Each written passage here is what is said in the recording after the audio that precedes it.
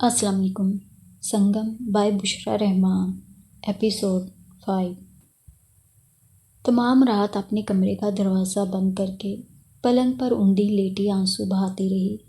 جب کھانے کی گھنٹی بجی تو اس کی سہیلی اسے بلانے بھی آئی، مگر اس نے دروازہ کھولے بغیر اندر سے ہی بتا دیا کہ وہ کھانا نہیں کھائے گی، اس کی طبیعت خراب ہے۔ 10 بجے تک باہر ہاسٹل کی لڑکیوں کے غول غپاڑے کی آوازیں آتی رہیں۔ اس کے بعد رفتہ رفتہ شور مدھم ہو گیا۔ رات کی جادوگرنی نے سارے عالم پر کالا علم پڑھنا شروع کر دیا۔ کائنات اب ویران ہوتی چلی گئی۔ سنسان فضائیں پچھتاووں کے ناگ لے کر سجوں کے زخموں کو ڈسنے لگے۔ لمحے لمحے کا کرب اس کی روح کو گھائل کرنے لگا۔ ماضی میں عابد حسین کے ساتھ گزرے ہوئے لمحات تازیانے بن گئے۔ گل افشاں اسے گمراہ کن منزل نظر آنے لگی، اور گل افشاں کے باسی سب مکر و ریا کے پتلے۔ کبھی کبھی اسے یوں محسوس ہوتا جیسے اسے ایک قربان گاہ پر لٹکا دیا گیا ہے۔ نیچے آگ کے الاؤ جل رہے ہیں اور آس پاس گل افشاں والے بھوتوں اور جنگلی درندوں کا روپ دھا کر محو رقص ہیں، چلا رہے ہیں، شور مچا رہے ہیں، شیطانی قہقہے لگا رہے ہیں، اور وہ اسے بوٹی بوٹی کر کے کھا جائیں۔ تمام رات وہ ایک پل نہ سو سکی، سوتی بھی تو ایسے ہی بھیانک خواب اسے نظر آتے۔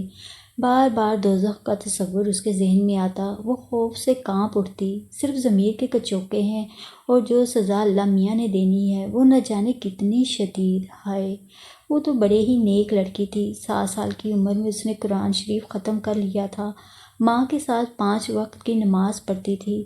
وہ تو اپنے کورے جسم کو غلافوں میں لپیٹ کر رکھتی تھی۔ وہ تو ایک مجازی خدا کا انتظار کرتی تھی۔ وہ تو دلہن بن کر کہیں جانے کے خواب دیکھا کرتی تھی، مگر اب کہاں ہے وہ؟ سجو تو مر گئی۔ سجو تو اب کبھی دلہن نہ بن سکے گی۔ بے شرم، تو نے وہ حرکت کی ہے جس پر تیرا سارا خاندان تجھ پر 1000 سال تک لعنت بیچتا رہے، کم ہے۔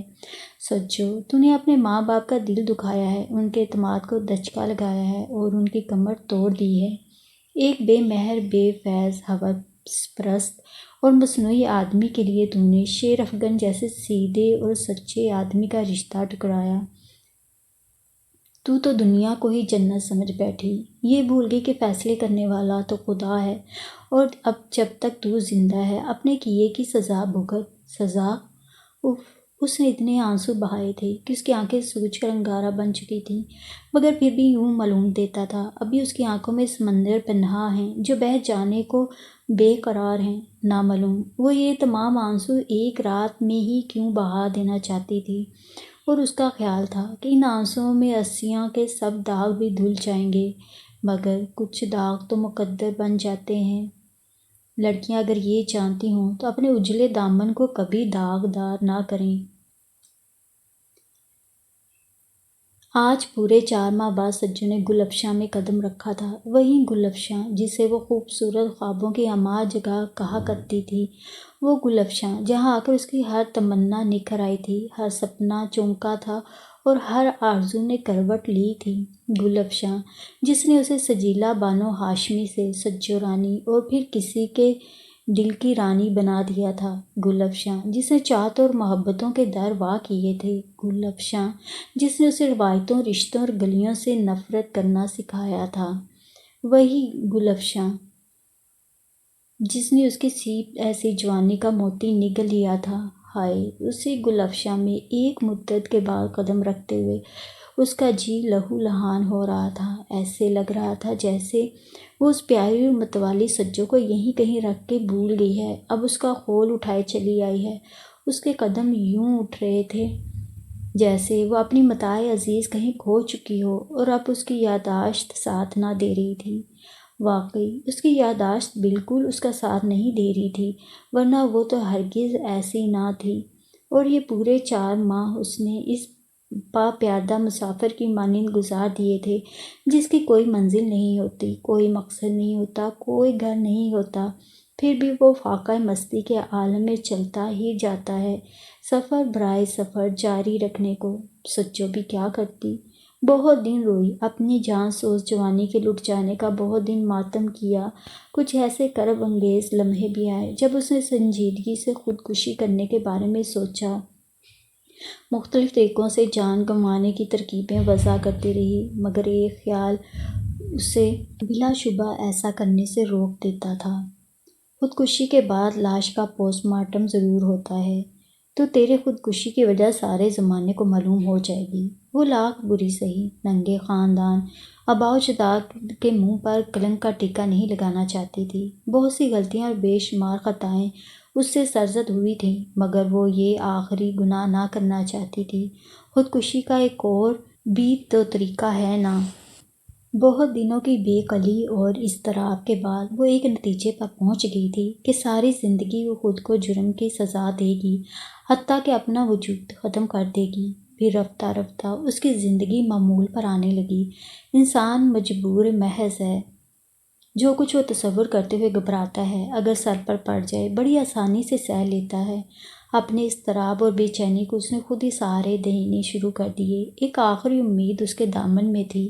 وہ عابد حسین سے آخری اور فیصلہ کن بات کرنا چاہتی تھی، اس کی منت اور سماجت کرنا چاہتی تھی، نہیں تو اسے دمکانا چاہتی تھی۔ اس کا خیال تھا کسی نہ کسی طور وہ اس کے ساتھ شادی پر آمادہ ہو جائے گا۔ آس اور یاس کے گروندے بناتے بناتے اس نے 4 ماہ بتا دیے تھے۔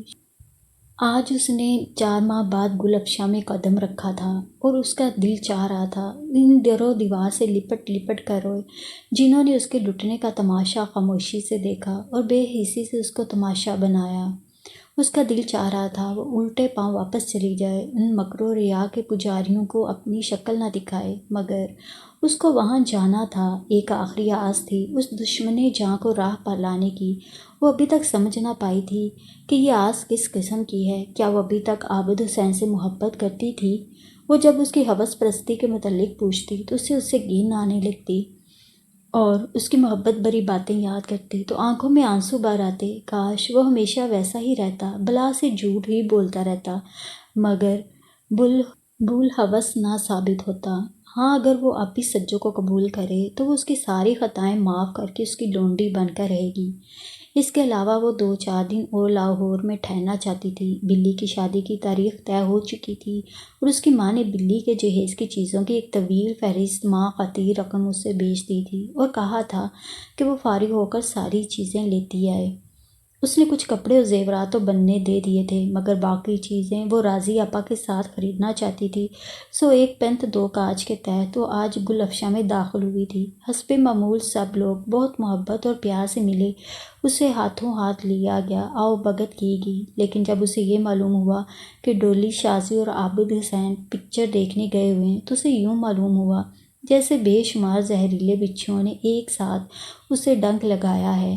وہ 3-4 دن گل افشاں میں رہی، مگر عابد حسین اس سے کچھ اکھڑا اکھڑا رہا، لیکن ساجد حسین اس کی طرف بہت ملتفت رہا اور اس کے حال التفات سے سجو کو گھن آتی رہی۔ ایک روز تو غضب ہو گیا۔ وہ ڈرائنگ روم کے ایک صوفے پر کشن سر تلے دبائے لیٹی تھی کہ ساجد حسین بغیر اجازت کے اندر آ گیا اور اس کے سر پر ہلکی سی چپت مار کر کہا، کیا ہو رہا ہے جناب؟ وہ پہلے تو حیرت زدہ سے اسے دیکھتی رہی، پھر خاموشی سے اٹھ کر بیٹھ گئی اور اپنا دوپٹہ سنوارنے لگی۔ ساجد حسین پائپ کا کش لیتے ہوئے اس کے پاس صوفے پر بیٹھ گیا اور بڑی اپنائیت سے بولا، سجو، آج کل تم بہت چپ چپ اور کھوئی رہتی ہو، کیا وجہ ہے؟ کوئی وجہ نہیں ساجد بھائی، وہ اکھڑے ہوئے انداز میں بولی، یوں ہی آپ کا خیال ہے۔ رانی، مجھ سے نہ چھپاؤ، وہ ڈٹھائی سے بولا، شاید میں تمہارے غم کا مداوع کر سکوں۔ غم کا اس دنیا میں مداوع کوئی نہیں ساجد بھائی، وہ اداسی سے بولی۔ سجو، ساجد حسین کی آواز ایک سرگوشی بن گئی، تمہیں اس طرح اداس اور پریشان دیکھ کر کیا بتاؤں مجھے کس قدر دکھ ہوتا ہے۔ جی چاہتا ہے تمہارے سوگوار چہرے کا سارا حزن و ملال چھین کر تمہیں پہلے کی طرح بہارا بنا دوں۔ ہمدردی کی ایسی باتیں سن کر سجو کی آنکھوں سے ٹپ ٹپ آنسو گرنے لگے۔ وہ تو پہلے ہی پھوڑا بنی ہوئی تھی، ذرا کسی نے چھیڑا اور دکھ گئی۔ ساجد حسین نے اس کی دکھتی رگ کو دانستہ چھیڑا، یہ تو ٹھیک ہے کہ تم نے عابد حسین پر ضرورت سے زیادہ بھروسہ کیا، مگر میں پہلے بھی کئی بار تم سے کہنا چاہتا تھا کہ گو عابد میرا بھائی ہے، مگر میں سچی بات کہوں گا کہ وہ لڑکیوں کے بارے میں ذرا سیریس نہیں ہے۔ سچو نے اور زور زور سے رونا شروع کر دیا اور وہ کہے گیا، مگر تم نے کبھی مجھے اتنی لبرٹی نہ دی کہ میں تم سے دوستانہ ماحول میں ایسی باتیں کہہ سکتا یا اپنا دل تمہارے آگے چیر کر رکھ دیتا۔ ذرا گلا صاف کرتے ہوئے وہ پھر گویا ہوا، میں نے تمہیں ہمیشہ پسندیدگی کی نظر سے دیکھا تھا۔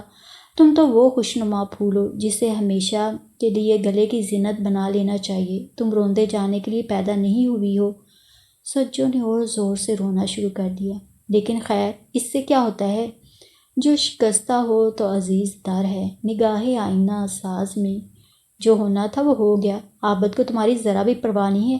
آج کل شازی کے ساتھ مزے میں ہے اور تم رو رو کر جان ہلکان کر رہی ہو۔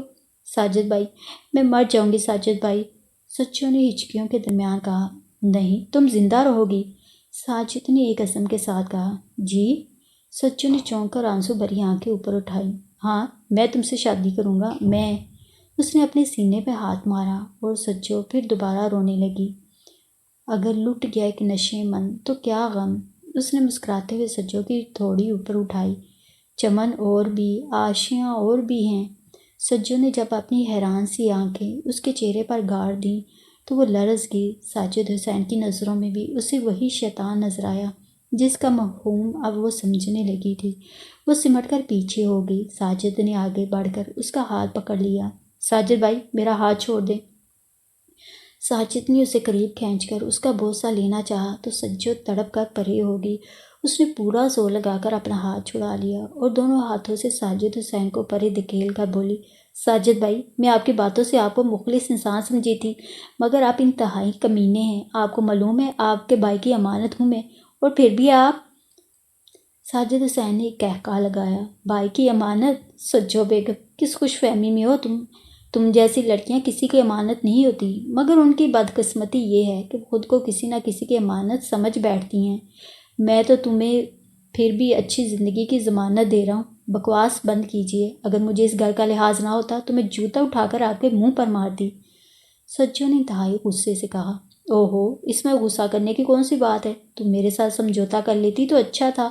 اب تمہیں کسی نہ کسی کی آغوش میں تو گرنا ہی ہے۔ میں تو وائف نہیں ہوں ساجد حسین، ایک شریف خاندان کی عزت ہوں۔ تم ذرا میرے ساتھ منہ سنبھال کر بات کرو۔ ایسا نہ ہو کہ یہاں کھڑے کھڑے تمہیں لینے کے دینے پڑ جائیں۔ میں اس قسم کی فاحش باتیں سننے کی عادی نہیں ہوں، اور ابھی اتنی ذلیل بھی نہیں ہوئی جتنا تم نے مجھے سمجھ لیا ہے۔ اوہ! ساجد حسین کھڑا ہو گیا۔ تم تو خواہ بگڑی ہو۔ بہرحال میں چلتا ہوں، مگر سوچنے کا ایک اور موقع دے جاتا ہوں۔ میرے ساتھ سودا کر لو تو میں ہر معاملے میں عابد حسین سے اچھا ثابت ہوں گا۔ Shut up! سچو زور سے چلائی اور ساجد حسین جلدی سے باہر نکل گیا۔ سچو کشن میں منہ چھپا کر زور زور سے رونے لگی۔ اتنے میں راضی آپا اندر آ گئی۔ خدا معلوم انہوں نے سچو کے زور سے رونے کی آواز سن کر آئی تھی یا اسے ڈھونڈتی ہوئی آ گئیں۔ اسے روتا دیکھ کر جٹ سینے سے لگا لیا۔ کیا ہوا میری گڑیا کو؟ کیا ہوا؟ وہ اسے سینے سے لگائے تھپکتی ہوئی پوچھتی جاتی۔ گڑیا تو کانچ کی تھی، ایک ہی بار گری تو چور چور ہو گئی۔ اب اس کے ٹکڑوں کو تو ذلیل نہ کرو ظالمو۔ سچو نے کوئی جواب نہیں دیا، بس روئے گی۔ جب ذرا اس کی ہچکیاں تھمیں تو وہ پرے ہٹ کر بیٹھ گئی۔ کبھی کبھی ایسا ہوتا ہے کہ آدمی کو خود بھی اپنے رونے کی وجہ سمجھ میں نہیں آتی، مگر بہت رونے سے دل کا غبار ضرور نکل جاتا ہے۔ راضی آپا اسے چمکانے لگی۔ منہ ہاتھ دھو کر تیار ہو جاؤ، میں تمہیں ذرا گھما پھرا لاتی ہوں۔ نہیں راضی آپا، میں کہیں نہیں جاؤں گی، مجھے آج بلی کا زیور لینے جیولر کے پاس جانا ہے۔ ہاں ہاں، راضی آپا بھی کھڑی ہو گئی۔ مجھے تو یاد ہی نہیں کہ آج کا وعدہ تھا۔ چلو تیار ہو جاؤ، میں بھی تمہارے ساتھ چلتی ہوں۔ باقی ماندہ سب شاپنگ ہوگی کیا؟ انہوں نے پھر پوچھا۔ تقریباً سب چیزیں لے چکی ہوں، 2-4 چھوٹی موٹی رہ گئی ہیں، وہ اب لے لوں گی۔ اور وہ دونوں تیار ہو کر بازار چلی گئیں۔ رات کے 9 بجے وہ دونوں بازار سے لوٹیں۔ سچو نے بلی کے جہیز کی تمام چیزیں سب کو دکھائیں۔ انہوں نے جی کھول کر تعریفیں کی اور پھر اس کے ساتھ مل کر سب چیزیں اسی طرح پیک کرا دیں۔ اب صبح مجھے چلے جانا چاہیے راضی آپا، سچو مایوسی سے بولی۔ کیوں؟ ابھی کچھ دن تو رہو نا۔ بلی کی شادی میں باقی 2 دن رہ گئے ہیں، کل رات کو بھی ایک فنکشن ہے، امی نے کہا اس میں ضرور شامل ہو جانا۔ میں تو صرف اس کی چند چیزوں کے لیے رک گئی تھی، ورنہ امتحان ختم ہوتے ہی چلی جاتی۔ اچھا، راضی آپا مان گئی۔ سچو نے سب کچھ احتیاط سے بند کر دیا اور پھر ریلوے ٹائم ٹیبل لے کر گاڑیوں کے اوقات دیکھنے لگی۔ اصل میں آج وہ ہمیشہ سے زیادہ دکھی تھی۔ ابھی تک اس کی عابد حسین سے مفصل ملاقات نہ ہو سکی تھی، جس کے لیے وہ بطور خاص گل افشاں میں آ گئی تھی۔ وہ ستم شاران ان دنوں گل افشاں میں بہت کم نظر آتا تھا۔ آتا بھی تو ڈولی اور شازی اس کے ہمراہ ہوتی، کبھی پکچر کا پروگرام ہوتا اور کبھی نمائش کا۔ وہ تو اس کو یوں نظر انداز کر رہا تھا جیسے اس گھر میں اس کا کوئی وجود ہی نہ تھا۔ یہ وہی عابد حسین تھا جو سجوں کے گرد شہد کی مکھیوں کی طرح منڈلایا کرتا تھا، مگر وقت کی بات ہے، اب وقت کی لگام سجوں کے ہاتھ میں نہ تھی اور وہ گزرے ہوئے وقت کو واپس لانا چاہتی تھی۔ یہ اس گناہ سے بھی بڑی نادانی تھی۔ وہ بستر پر پڑی کافی دیر تک کروٹیں بدلتی رہی اور آئندہ زندگی کا لائحہ عمل تیار کرتی رہی۔ 11-12 بجے کے قریب جب اس کا ذہن سوچ سوچ کر شل ہو چکا تھا، اسے یوں محسوس ہوا جیسے باہر کوئی گاڑی رکی ہے اور کوئی اندر آ رہا ہے۔ اٹھ کر پردے کی اور سے دیکھا تو اس کا اندازہ صحیح تھا۔ عابد حسین جھومتا جامتا اپنے کمرے کی طرف جا رہا تھا۔ سجو کو یہی اور آخری موقع نظر آیا اپنی بگڑی کو بنانے کا۔ اس نے جلدی جلدی اپنی چپل پہنے ہاتھوں سے بال ٹھیک کرتے ہوئے عابد حسین کے پیچھے لپکی۔ وہ اپنے کمرے میں داخل ہو کے ابھی ٹائی کی گرا درست ہی کر رہا تھا کہ سجو دروازہ کھول کر جلدی سے اندر داخل ہو گئی اور پیچھے اس نے دروازہ بند کر لیا۔ عابد حسین نے مڑ کر اسے دیکھا اور اس کے ہونٹوں پر طنزیہ مسکراہٹ پھیل گئی۔ آؤ، کیسے آنا ہوا؟ وہ چپتے ہوئے لہجے میں بولا۔ اس کی آنکھیں سرخ ہو رہی تھیں اور وہ کافی تھکا ہوا لگ رہا تھا۔ سجو کو اس کا یہ کھویا کھویا انداز کس قدر بلا لگا کرتا تھا کہ وہ جھٹ اپنا آپ نچھاور کر دیا کرتی تھی، مگر آج اس کو اس حالت میں دیکھ کر اس کو طیش آ گیا۔ وہ بالکل بھول گئی کہ وہ تو لجاجت سے بات کرنے آئی تھی، منت سماجت کر کے اس کے قدموں میں رہنے کی بھیک مانگنے آئی تھی۔ اس کو دیکھ کر اس کا رواں رواں انگارہ بن گیا۔ یہ شخص میرا قاتل ہے، میری عصمت کا، شرافت کا اور میرے مستقبل کا قاتل ہے۔ اس نے مجھے گمراہ کیا، لوٹا اور پھر میری بے بسی کا تماشا دیکھتا رہا اور اب کس قدر انجان بن رہا ہے۔ اس نے نظر اٹھا کر عابد حسین کی طرف دیکھا۔ وہ مسکرا رہا تھا اسی انداز میں۔ اس طرح کیوں گھور رہی ہو؟ بیٹھ جاؤ، میں تمہاری کیا خدمت کر سکتا ہوں؟ عابد، میں بیٹھنے نہیں آئی، آج تم سے دو ٹوک بات کرنے آئی ہوں۔ کیسی بات؟ کس قسم کی بات؟ تم تو ایسے انجان بن رہے ہو جیسے کچھ جانتے ہی نہیں۔ اگر نہیں جانتا تو تم ہی بتا دو۔ وہ اپنے بستر پر بیٹھ گیا۔ اس وقت غالباً تم اپنے حواسوں میں نہیں ہو، عابد حسین نے قہقہہ لگایا۔ یہی سمجھ لو، ورنہ میں تو اچھی طرح دیکھ رہا ہوں کہ تم آدھی رات کو میرے کمرے میں بے دھڑک چلی آئی ہو، غصے میں پیچ و تاب کھا رہی ہو اور نہ جانے کیا کہنا چاہتی ہو۔ اس کے باوجود تم مجھے ہوش میں نہیں سمجھ رہی تو تمہاری مرضی۔ عابد، میں تمہیں بہت اونچا انسان سمجھتی تھی اور اب تمہیں اندازہ ہوا ہے کہ میں تو بہت گھٹیا آدمی ہوں اور تم مجھے یہ بتانے آئی ہو۔ عابد نے پلٹ کر اس پر چوٹ کی۔ ظلم کی بھی کوئی حد ہونی چاہیے شیخ عابد حسین۔ سچو کی آنکھوں میں آنسو آ گئے۔ ٹسوے بہا کر نہ دکھاؤ، میں عورت کے اس ہتھیار کا گائل نہیں ہوں۔ صاف صاف کہو، کیا کہنا چاہتی ہو؟ عابد، میں تمہارے بدلنے کی وجہ پوچھ سکتی ہوں؟ اگر تم پوچھو گی تو میں تمہیں دنیا کی بے وقوف ترین لڑکی سمجھوں گا۔ کیوں؟ کبھی کسی نے موسموں کے تغیر و تبدل کی وجہ پوچھی ہے؟ کبھی کسی نے دن اور رات کے آنے جانے پر اعتراض کیا ہے؟ کبھی کسی نے زمین کی گردش کا برا مانا ہے؟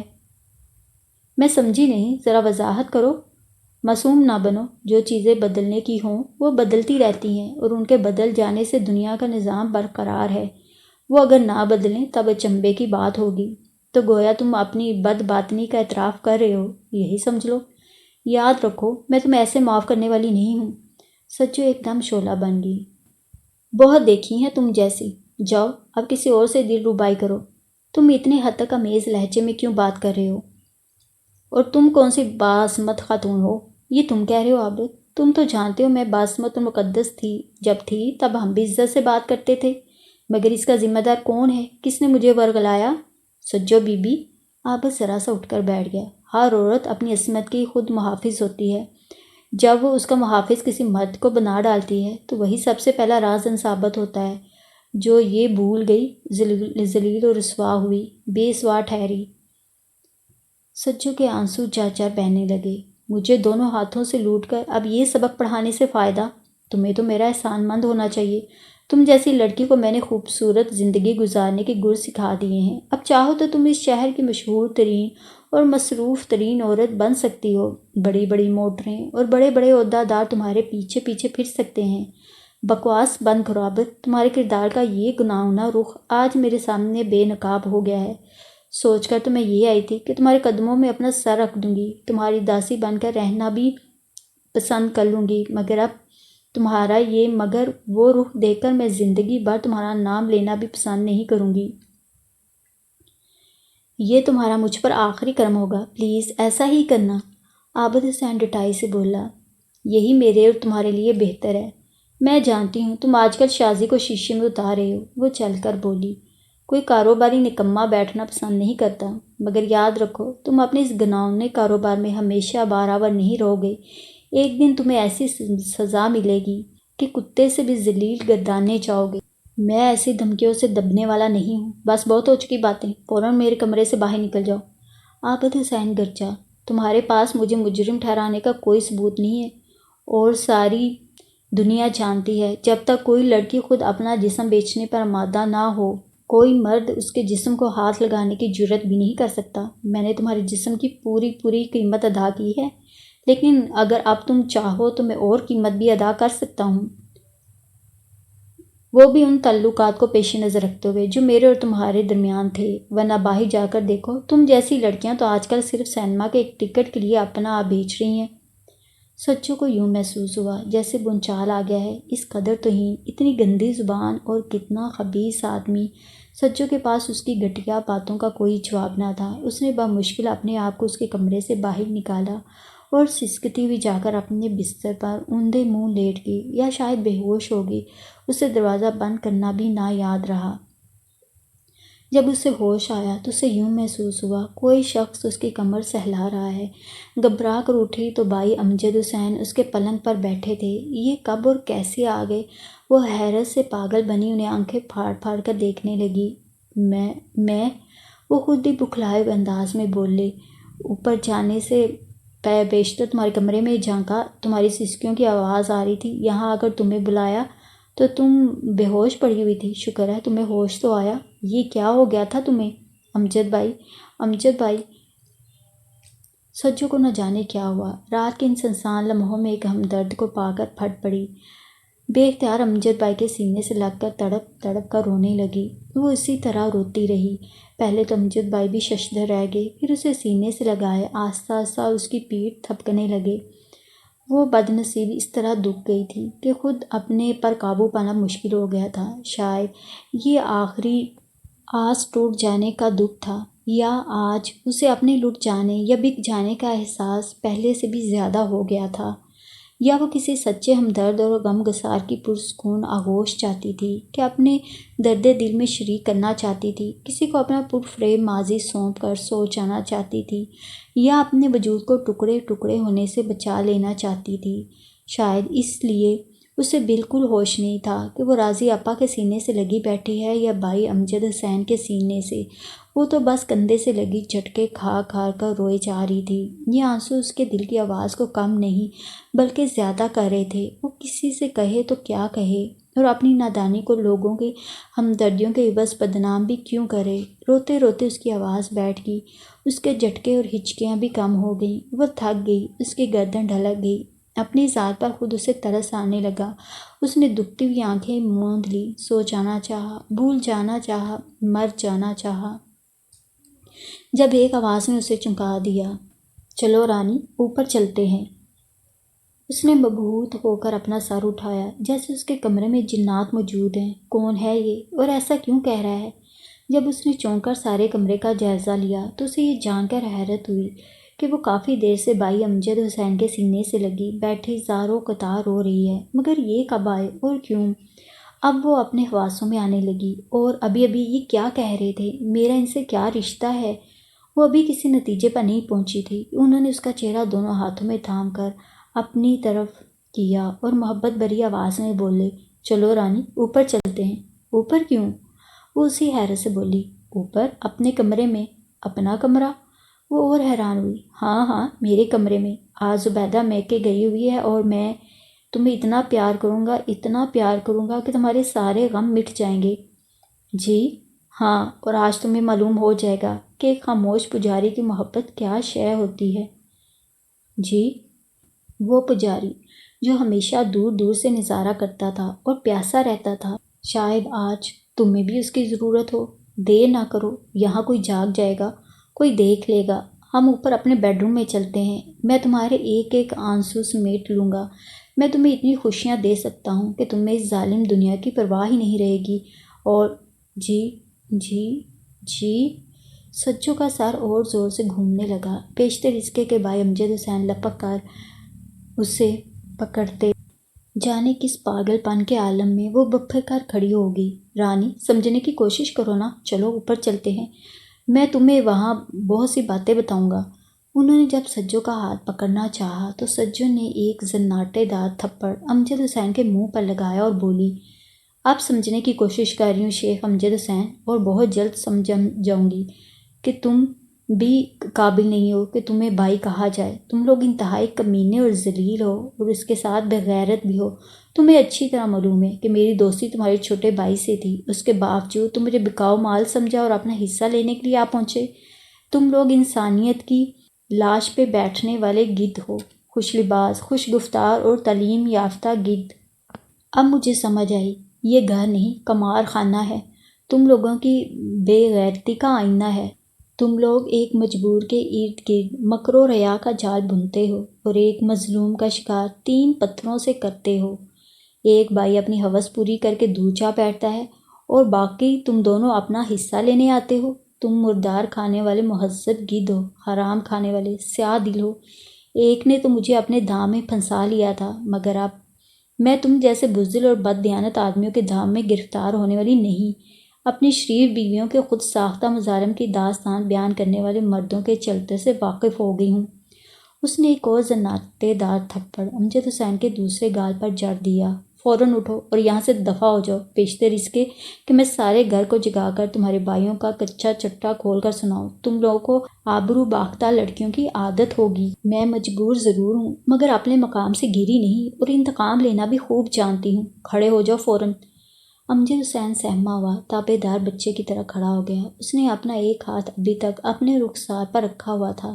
سجوں میں آج نہ جانے ایسی ماورائی طاقت کہاں سے آ گئی تھی۔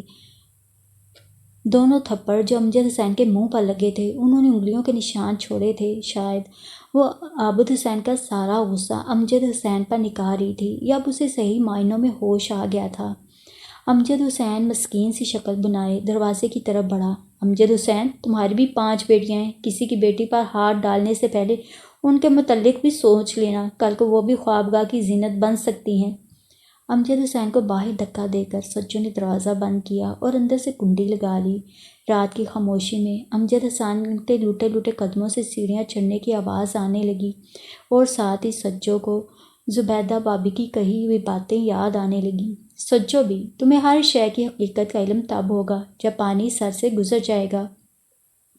مجھ میں تو اتنے لوگوں کا مقابلہ کرنے کی ہمت نہیں ہے، اور پھر میرے ارد گرد حسین و نوجوان لڑکیوں کا ہجوم بھی نہیں ہوتا۔ یہ ہنر تو ان بہنوں کو آتا ہے، بھائی ان کے دیوانے کیوں نہ ہوں۔ واقعی، سجو حیرت سے آنکھیں پھاڑے بابی کے الفاظ یاد کرنے لگی۔ تب وہ نادان تھی، ان سب کی اتھا کو کہاں پا سکتی تھی۔ ایک نیم خواندہ عورت نے اس کی عقل سے پردہ ہٹانا چاہا تھا، باتوں باتوں میں بڑے پتے کی باتیں کہی تھیں۔ کاش وہ سمجھ جاتی تو برباد ہونے سے بچ جاتی، مگر وہ کیسے سمجھ سکتی تھی؟ اس پر سب بہن بھائیوں نے مل کر سحر پھونکا تھا، وہ تو ان کے خلاف کوئی بات سننے پر آمادہ ہی نہ تھی، الٹا زوبی بابی کو سڑیل، جاہل اور بے ہودہ عورت سمجھتی تھی۔ مگر اب کیا ہو سکتا تھا؟ کیا ہو سکتا ہے اب؟ جو ہونا تھا ہو چکا، آشیاں جل چکا، راکھ اڑ چکی، خواب بکھر چکا، چوڑیاں ٹوٹ گئیں، کانچ بکھر گیا، باقی کیا رہ گیا؟ پچھتاوا، احساس جرم، احساس گناہ۔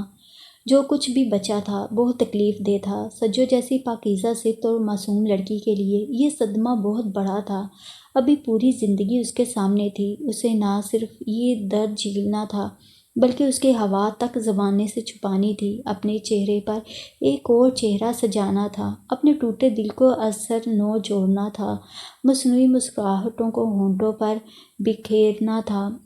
گو زندگی کے متعلق فیصلہ کرنے کی ابھی اس میں سکت نہ تھی، مگر وہ تو مرنے کا فیصلہ بھی نہ کر سکتی تھی۔ اس کی موت نے اس کالک کو جو وہ اپنے ناموس اور والدین کے نام کو لگا چکی تھی، یہ راز بھی اگل دینا تھا۔ وہ تو مر بھی نہ سکتی تھی، کتنی مجبور تھی اور کتنی بے شمار مصلحتیں تھیں جو اسے خاموش رہنے پر اور زندہ رہنے پر مجبور کر رہی تھیں۔ انتقام کی سکت اس میں نہ تھی، بد دعا رستے ہوئے زخموں کا مرہم نہیں ہوتی۔ انصاف کس سے طلب کرتی؟ اس خدا سے جس کے بنائے ہوئے قوانین اس نے ٹھکرا دیے اور زمین پر ایک خاکی مسجود ڈھونڈ لیا۔ اپنے خدا سے وہ شرمندہ تھی، یوں دیواروں میں منہ دے دے کر روتی، جیسے خدا سے اپنا گناہ گار چہرہ چھپانا چاہتی ہے۔ یہ آنسو بھی ناپاک تھے، یہ اس کی چوکھٹ پر نہ بہائے جا سکتے تھے۔ روتے وقت وہ ہائے اللہ نہ کہتی، یہ عظیم و برتر نام اس کے ناپاک ہونٹوں کے لیے نہیں تھا۔ چلاتے وقت وہ حسب عادت ہائے اماں بھی نہ کہتی۔ اماں کیوں؟ اماں کے مقدس اور پاک دودھ کو اس نے گندگیوں اور آوارگیوں سے ملوث کر دیا، دھبا لگا دیا۔ کہاں رکھی ان کے دودھ کی لاج، ان کے خون کی آبرو؟ ہائے سجو، تو کتنی گر گئی تھی، غلاظت میں گر کر غلاظت بن گئی۔ ہاں، غلاظت کو اگر سونے کے ورق میں بھی لپیٹ دیا جائے تو وہ غلاظت ہی رہتی ہے۔ اب تو تعفن کا ایک ڈھیر ہے، سڑی ہوئی مردار کی لاش ہے، مکھیوں اور گدھوں کا آخری مسکن ہے۔ تو ان سچے، سیدھے اور پاک باز انسانوں میں رہنے کے قابل نہیں۔ تو نے جنم لیا اور جن کے اعتماد کو تو نے دھوکہ دیا۔ تیرا درد اس پوری دنیا میں کوئی نہ جان سکے گا۔ تو اپنے پچھتاووں کی ہتھیلی کا پھپھولا ہے، یوں ہی زندگی بھر دکھتی پھرے گی، رستی پھرے گی۔ یہی تیرے اس جرم کی سزا ہوگی۔ تجھے اپنے ضمیر کی سزا بن کر زندہ رہنا ہوگا اور اس کے سوا کوئی راہ فرار نہیں۔ تمام رات وہ بےکل رہی، انگاروں پر لوٹتی رہی۔ آنسو تو اتنے تھے کہ آنکھوں کے دریا خشک ہو گئے۔ اب وہ ایک پل بھی اس اندھیر نگری میں نہ رہنا چاہتی تھی۔ یہ گھر اسے بچھوؤں اور سانپوں کا بسیرا معلوم ہو رہا تھا، جہاں وہ بھول کر آ نکلی تھی اور اپنے جسم و روح کو ڈسوا کر زہر آلود کر لیا تھا۔ کاش اس نے اس منحوس جہنم کدے میں کبھی قدم نہ رکھا ہوتا۔ کاش یہ رات، ڈھلتی ہوئی سوگوار رات، اسے پھر سے پہلے والی سجو بنا دے۔ وہی سجو جو پہلے پہل برقع اوڑھے اور اونچی ایڑی کے سینڈل پہنے، کلائی پر پرانے فیشن کی گھڑی باندھے، ہراساں پرشوق لاہور کے پلیٹ فارم پر اتری تھی۔ تب اسے کہاں پتہ تھا زندگی میں اتنی جلدی کیا کچھ ہو جائے گا۔ اے لاہور، دے دے میری عصمت، میری دوشیزگی، میری پاکیزگی، میرا بکھرا بکھرا وجود اور میرے تن کا غرور۔ کہاں گیا وہ موتی جو سیپ میں بند تھا؟ تیرے سمندری مگر مچھوں نے وہ موتی نگل لیا ہے۔ میرا مصفا تن اور معصوم ذہن لوٹا دے، لوٹا دے، لوٹا دے۔ دیوانی دیوانوں جیسی باتیں سوچتی رہی اور صبح ہو گئی۔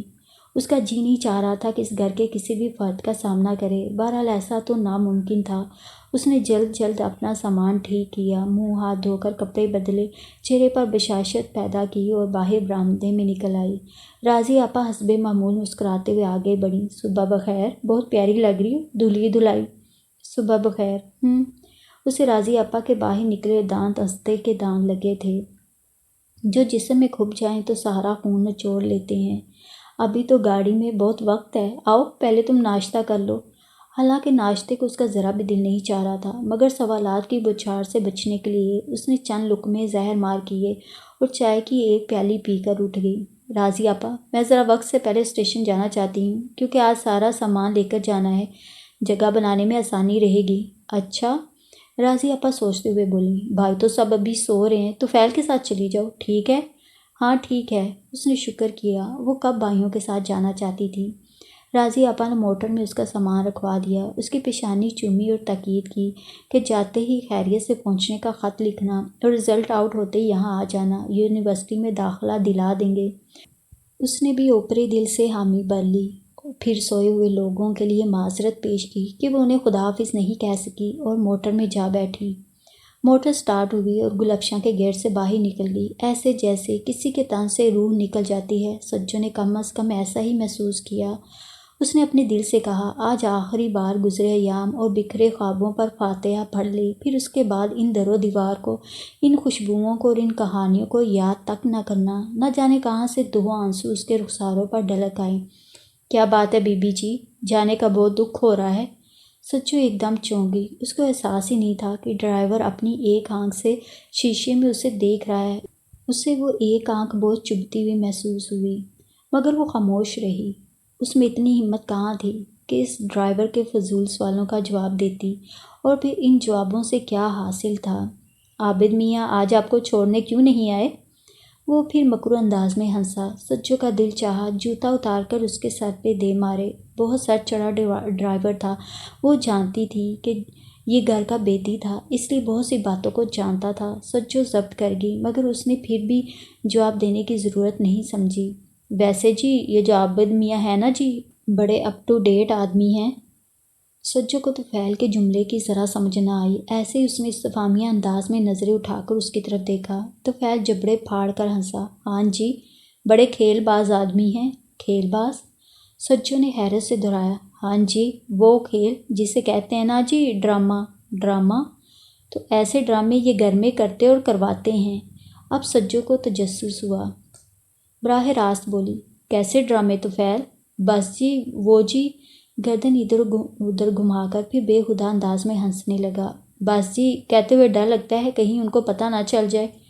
ان کو کون بتائے گا، میں تو یہاں سے ہمیشہ کے لیے جا رہی ہوں۔ سجو نے سادگی سے کہا۔ یہی سوچ کر تو بتانا چاہتا تھا جی کہ بس ایسے ڈرامے لڑکیوں کو چکر دینے والے۔ اب تو جی خواہ اتنی اداس ہو کر جا رہی ہیں، ان کی تو عادت ہے، بس 4 دن کے کھیل ہیں بس۔ سجو ایک دم سن ہو گئی، ایک شعلہ سا اس کے ذہن میں لپک گیا۔ وہ جی جب آپ امتحانوں کے دنوں میں گلفشاں میں ٹھہری ہوئی تھیں جی۔ وہ شرارت سے ہنسا۔ ایک رات عابد میاں نے میری ڈیوٹی آپ پر لگا دی تھی۔ مجھ پر؟ وہ کیوں؟ سجو نے ببھر کر پوچھا۔ جی وہ پتہ نہیں جی۔ وہ سر کھجاتے ہوئے ہنسا۔ مجھے تو بس انہوں نے اتنا ہی کہا تھا کہ رات کے 1 بجے آپ کے کمرے کا فیوز اڑا دوں اور پھر کھڑکی کے پاس آ کر کسی کنستر یا ڈرم کو بجا بجا کر خوب شور و گل کروں، عجیب و غریب آوازیں نکال کر آپ کو ڈراؤں۔ کیوں؟ سجو نے پوچھنے کو تو پوچھ لیا، مگر یہ سنتے ہی اس کا دل ایک دم بیٹھ گیا اور اس کو وہ بھیانک رات یاد آ گئی۔ بس جی مجھے کیا معلوم، ویسے جی اس رات سارے گھر کی لائٹ نہیں گئی ہوئی تھی جی۔ سجو نے ایک ٹھنڈی سانس چھوڑی۔ تو اس طرح کا تانا بانا بنا گیا تھا۔ اور تمہیں اس کام کے کتنے پیسے ملے تھے؟ جی؟ وہ بے شرمی سے ہنسا۔ صبح اٹھ کر انہوں نے مجھے 100 روپے دیے تھے اور شاباش الگ تم مجھ سے 200 روپے لے لیتے اور ان کی کارستانی مجھے بتا دیتے۔ سجو نے جیسے دھیرے سے کہا۔ بس جی ہم تو نمک خوار ہیں، ملازم ہیں، غلام ہیں، کیا کہہ سکتے ہیں جی، وہی کرتے ہیں جو مالکوں کا حکم ہو، حکم اچھا ہو یا برا ہمیں تو ماننا ہی پڑتا ہے نا جی، ہمیں بھی تو اپنے بچوں کا پیٹ پالنا ہے۔ سجو خاموش ہو گئی۔ اب مزید کچھ کہنا بیکار تھا۔ یہ آخری تازیانہ اگرچہ بڑا جانگسل تھا، مگر سجو نے اسے بھی سہ لیا۔ تو جی اس رات کیا واقعی آپ ڈر گئی تھیں اور بھاگ کر عابد میاں کے کمرے میں؟ تو فیل؟ سجو ایک دم چیخ پڑی۔ بکواس بند کرو اور گاڑی چلاؤ، ورنہ میں ابھی ادھر سے ٹیکسی لے لوں گی۔ ڈرائیور خاموش ہو گیا اور سجو آگ کے شعلوں میں جلنے لگی۔ آج اسٹیشن کا راستہ بھی لمبا ہو گیا تھا۔ تھوڑی دور جا کر ڈرائیور پھر آپ ہی آپ بولنے لگا۔ میں تو جی غریب آدمی ہوں، 6 بچے ہیں، بیوی ہر وقت بیمار رہتی ہے، اس کا 7واں بچہ ہونے والا ہے، آج کل ہسپتال میں ہے۔ سجو خاموش بیٹھی رہی، جیسے یہ سب کچھ محمل ہو۔ سامنے اسٹیشن نظر آنے لگا۔ اس نے خدا کا شکر ادا کیا، تنخواہ ساری کی ساری اس کے علاج پر لگ جاتی ہے، بچوں کا خرچہ الگ ہے۔ نوکری کروں یا لوگوں کے آگے ہاتھ پھیلاؤں؟ جی اس پیٹ کے دوزخ کو بھرنے کے لیے آدمی کو کیا کچھ نہیں کرنا پڑتا۔ وہ بولے گیا۔ اتنے میں اسٹیشن آ گیا۔ ڈرائیور نے سامان اتارا، کلی دوڑے دوڑے آ گئے۔ سجو ابھی موٹر میں ہی بیٹھی تھی کہ ڈرائیور نے شیشے کے قریب آ کر کہا، میں جاؤں یا آپ کو سوار کرا کے جاؤں؟ نہیں طفیل تم گھر چلے جاؤ، میں خود سوار ہو جاؤں گی۔ یہ کہہ کر سجو نے پرس اٹھایا۔ ڈرائیور نے دروازہ کھول دیا۔ وہ باہر نکلی۔ طفیل مسکین سی شکل بنا کر بولا، جی وہ میں نے عرض کیا تھا نا کہ میری بیوی بیمار ہے، اس کا آپریشن ہونا ہے، غریب آدمی ہوں، مہینہ ختم ہونے کو ہے، اب میں کس سے مانگوں؟ غریب کو تو کوئی ادھار بھی نہیں دیتا۔ اگر آپ کے پاس 80-90 روپے ہوں تو ادھار دے دیں، اپنا پتہ بتا جائیں، تنخواہ ملتے ہی لوٹا دوں گا۔ سجو کو ایک دم یاد آ گیا کہ وہ ڈولی وغیرہ سے بھی اسی طرح رقم بٹورا کرتا تھا۔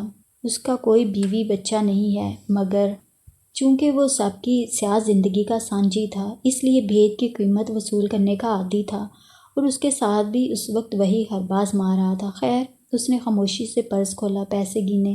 ٹکٹ وہ خرید چکی تھی۔ سفر خرچ کرنے کے لیے تھوڑے سے پیسے رکھ کے باقی اس نے طفیل کے ہاتھ پر رکھ دیے۔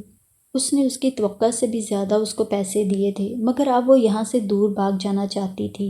یہ آسیب کے سائے، خوفناک ڈھانچے، جوں جوں ان کے قریب جا رہی تھی، نئے نئے اور بھیانک انکشافات ہو رہے تھے۔ اب اس میں زیادہ دیکھنے اور سننے کی تاب نہیں تھی۔ وہ کلیوں سے سامان اٹھوا کر اندھا دھند پلیٹ فارم کی طرف دوڑی کہ کہیں پلیٹ فارم پر کھڑی ٹرین بھی اس کے کرتوتوں کو جان کر اسے چھوڑ کر نہ چل دے۔ سجو جب تھکی ہاری برقع اوڑھے اپنی بڑی سی حویلی کے اندر داخل ہوئی تو اسے احساس ہوا کہ گھر شادی کے ہنگاموں میں ڈوبا ہوا ہے۔ بے شمار مرد باہی ڈیرے میں چارپائیوں پر بیٹھے تھے اور اندر زنان خانے میں ہر عمر کی عورتیں بچے رنگ برنگے کپڑوں میں ادھر ادھر بے مقصد بھاگ دوڑ رہے تھے۔ سجو کو دیکھتے ہی 2-3 نوکرانیاں لپک کر آئیں اور اس کے پاؤں چھو کر فرشی سلام کیے کہ گاؤں کا دستور تھا۔ سیدوں کے چھوٹے بچوں کو بھی پاؤں چھو کر سب لوگ سلام کرتے تھے، مگر سجو کو احساس ہوا یہ پاؤں اس قابل نہیں تھے کہ انہیں اتنی عقیدت سے چھوا جاتا۔ وہ کسمسا کر رہ گئی، ورنہ اس سے پہلے تو نوکروں چاکروں کے اس طرح قدموں پر گرنے سے اس کو دلی تسکین ہوتی تھی۔ کسی کو اس نے اپنا پرس پکڑایا، کسی کو برقع، 2-3 کو باہر تانگے سے سامان اٹھوا کر اندر لانے کی ہدایات دیں اور پھر وہ اپنی ماں کا پوچھ کر ان کے کمرے میں چلی گئی۔ اماں بھی ارد گرد بے شمار چیزوں کے ڈھیر لگائے 10-12 معزز قسم کے رشتہ دار خواتین میں گھری بیٹھی تھیں۔ سجو کو دیکھ کر وہ کھڑی ہو گئیں، اسے سینے سے لگایا، پیشانی پر بوسہ دیا۔ ان کے سینے سے لگتے ہی سجو کا جی چاہا چیخ مار کر روئے۔ یہ سینہ نہیں، خانہ کعبہ ہے، اور اس غلاف سے لپٹ کر اپنے سارے گناہوں کے داغ دھو لے، مگر اس نے اپنی چیخ اپنے سینے میں ہی روک لی۔ تیرا چہرہ بہت اترا ہوا ہے، بہت تھک گئی ہے میری بیٹی۔ بس یوں ہی امتحانوں کے بعد 2-4 روز بازاروں میں پھرتی رہی، آرام نہیں کیا نا؟ اس کی ماں نے اسے آرام سے پلنگ پر بٹھایا اور نوکرانیوں کی فوج کو حکم دیا کہ اس کے لیے ٹھنڈا خوشبودار دودھ لائیں، مگر اسے اس وقت گرم گرم چائے کی طلب ہو رہی تھی۔ گاؤں کی روایات کے ساتھ ساتھ وہ دودھ بھی چھوڑ چکی تھی اور چائے کے نشے میں اپنے ہونٹ جلانے کی عادی بن چکی تھی۔ چنانچہ اس نے چائے کے لیے کہہ دیا، پھر خود منہ ہاتھ دھونے کے لیے اپنے کمرے میں آ گئی۔ چائے پی چکنے کے بعد اس کی طبیعت ذرا سنبھل گئی تو اس نے بجلی کے جہیز کی وہ تمام چیزیں جو لاہور سے خرید کر لائی تھی ماں کو اور سب رشتہ داروں کو دکھانی شروع کیں۔ اس کے ساتھ رسیدیں نکال کر پیسوں کا حساب بھی بتاتی گئی۔ ماں سب کپڑے زیور اور چیزیں دیکھ کر بہت خوش ہوئیں۔ پھر وہاں کے رسم و رواج کے مطابق انہوں نے جو کچھ بلی کے لیے بنایا تھا نکال کر سجو کو دکھانے لگی۔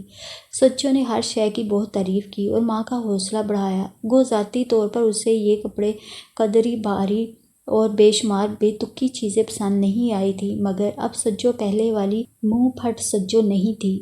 دونوں ماں بیٹیوں کو اندر حساب کتاب لگانے اور گہنے کپڑے گننے میں خبر ہی نہ رہی کہ باہر رات اتر آئی ہے اور ڈھولک کا شور تیز تر ہو گیا ہے۔ معلوم ہوا کہ شادی کی پہلی رسم کرنے کے لیے دولہا اندر آنا چاہتا ہے۔ اس کی ماں تو اسی طرح باہر نکل گئی، مگر سجو نے کہا وہ ذرا تیار ہو کر آئے گی۔ جب سجو خوبصورت سا پاجامہ کرتا پہنے اور بڑا سا جوڑا لگائے باہر نکلی تو گاؤں کی سب عورتیں مبہوت ہو کر اسے دیکھنے لگیں۔ وہ جدھر نکل جاتی سب خود بخود اس کے لیے راستہ بنا دیتی جیسے وہ کوئی مہارانی ہو۔ بہت سی محلے کی عورتیں یا مزارین کی بیویاں اسے دیکھتے ہی بھاگ کر آئیں اور اس کے پاؤں کو چھو کر لمبا سا سلام کرتیں۔ جب بھی کوئی عورت اس کے قدموں میں جھکتی وہ نئے سرے سے نئے کرب میں مبتلا ہو جاتی۔ بہرحال وہ انہیں کیا کہہ سکتی تھی، لوگوں کے سلاموں کے جواب دیتی وہ ہجوم میں پہنچ گئی۔ وہاں اس کے رشتہ دار خواتین، بہنیں، بھابیاں اور بانجیاں بھتیجیاں برا جمان تھیں۔ وہ ان سب سے ملی، 2-4 فکروں میں ان کا حال پوچھا، اپنا بتایا اور پھر وہاں پہنچنے کی کوشش کرنے لگی جہاں دولہا دلہن چھپے بیٹھے تھے۔ بڑی مشکل سے جگہ بنا کر وہ ان دونوں کے پاس پہنچ گئی۔ پسینے کی بدبو، شور و غل، بدتمیزی کا مظاہرہ، ان باتوں سے وہ سراسر نفرت کرتی تھی، مگر آج اسے کچھ برا نہیں لگا۔ دولہا دلہن اپنی اپنی جگہوں میں 2 خوبصورت شالوں میں چھپے بیٹھے تھے۔ سامنے ایک خاتون ایک برتن میں روئی کے پھول توڑ توڑ کر پھینک دیتی۔ دولہا کا بھی ایک ہاتھ باہر تھا اور دلہن کا بھی۔ دونوں ہاتھ جلدی جلدی ان پھولوں کو چننے کی کوشش کر رہے تھے۔ ہر بار ہاتھ کے ٹکراؤ پر عورتیں اور لڑکیاں شور و غل کرتی تھیں۔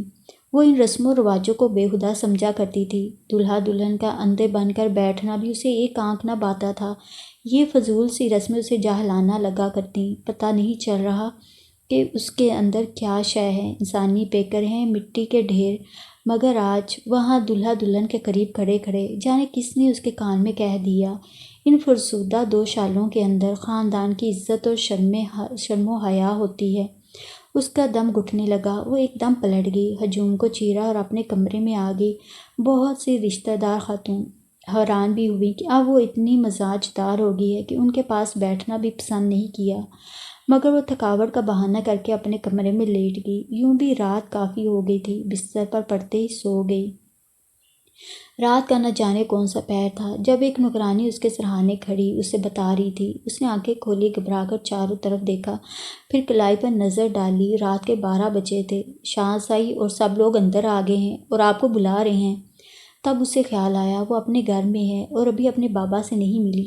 جلدی جلدی اٹھ کھڑی ہو گئی، سر پر دوپٹہ سنوارا باہر نکلی۔ مہمان عورتیں کھانا کھا کر جا چکی تھیں، مگر رشتہ دار اتنے زیادہ تھے کہ ابھی بھی گھر میں کافی چہل پہل تھی۔ وہ بڑے مؤدب طریقے سے اپنے بابا کے پاس گئی، نظریں جھکا کر قدم چھو کر ان کو سلام کیا اور اسی طرح اپنے دونوں بھائیوں اور باقی بزرگ رشتہ داروں سے ملی۔ بھائیوں سے سرسری انداز میں اس کا حال پوچھا۔ بابا نے پیپروں کے متعلق پوچھا۔ بابا کے پاس کھڑے ہو کر ایک نظر اس نے ان کے بوڑھے جھریوں دار چہرے کی طرف دیکھا۔ سفید اور سیاہ ملی جلی داڑھی، چھوٹی بڑی جھریاں، گلی گلی آنکھیں۔ بابا بابا، اس کا دل چیخنے لگا، میرے منہ پر تھوک دو بابا، یا پھر مجھے نئے سرے سے جنم دو۔ تمہاری جھکی جھکی آنکھیں کہہ رہی ہیں کہ تم مجھ سے خوش نہیں ہو۔ مگر اس نے یہ چیخ بھی اپنے سینے میں دبا لی۔ سب لوگوں سے مل کر ان کے مختصر سوالوں کے جواب دے کر وہ باورچی خانے میں چلی گئی۔ گھر کے لوگ اب کھانا کھا رہے تھے۔ اماں نے کہا وہ کہاں بیٹھ کر کھانا کھائے گی؟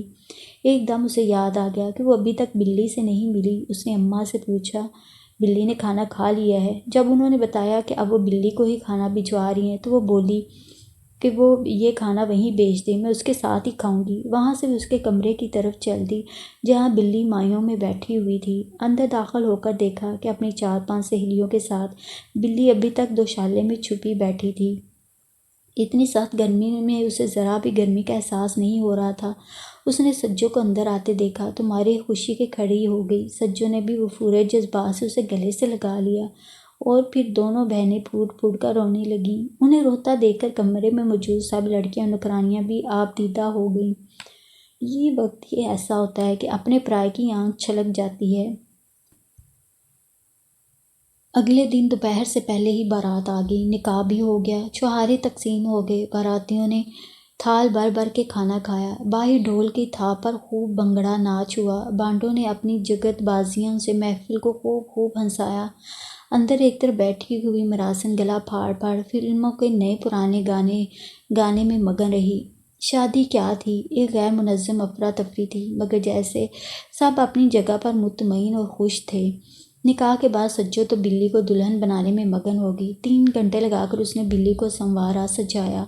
سرخ و سنہری کامدانی کے غرارہ سوٹ میں بلی اتنی خوبصورت لگ رہی تھی کہ ایک بار تو مارے رشک کے سجو دل پکڑ کر رہ گئی۔ سجو کا دل چاہ رہا تھا اسی طرح کھلے دوپٹے کے ساتھ اسے لے جا کر محفل میں بٹھا دیا جائے جیسے شہر کی دلہنیں بیٹھتی ہیں، مگر یہاں کا دستور ایسا نہ تھا۔ یہاں تو لمبا گھونگھٹ کاڑ کے، ماتھے پر پھولوں کا سہرا باندھ کے اس کو باہر لے جا کر بٹھانا تھا اور اس طرح اس کے ساتھ میک اپ کا ستیہ ناس ہو جانا تھا۔ شیر افگن نے سفید شلوار قمیض کے اوپر کم خواب کی سنہری اچکن پہن رکھی تھی، پاؤں میں سنہری خصہ تھا، سر پر پگڑی، اس کے اوپر لمبا پھولوں اور سنہری تاروں والا سہرا تھا۔ چہرہ تو سارا اس کا سہرے میں چھپا ہوا تھا، مگر بظاہر وہ عجیب مسخرہ مگر خوبصورت لگ رہا تھا۔ اس کے مضبوط سانولے ہاتھ سہرے کے باہر نظر آ رہے تھے، وہ ایک دم سے چمک رہا تھا۔ اسے دیکھ کر سجو کے دل میں ہوک اٹھی، مگر وہ سالی بن کر اس کے نزدیک ہی بیٹھی رہی۔ اندر سے بلی کو اٹھا کر لائی اور شیر افگن کے سامنے لا کر بٹھا دیا۔ شادی کی رسمیں شروع ہو گئیں تو وہ وہاں سے کھسک گئی۔ چیخو پکار سے اس کا دل بیٹھتا تھا۔ وہ خود بھی بڑی اچھی طرح تیار ہوئی تھی، سرخ رنگ کی سنہری بارڈر والی ساڑی پہنی تھی اور بڑا سا ببل والا جوڑا لگایا ہوا تھا۔ اس کی ماں نے اس کی شادی کے لیے رکھا ہوا سرخ نگوں والا طلائی سیٹ اسے پہنا دیا تھا۔ بلا شبہ وہ خود بھی بہت ہی خوبصورت اور اسمارٹ لگ رہی تھی۔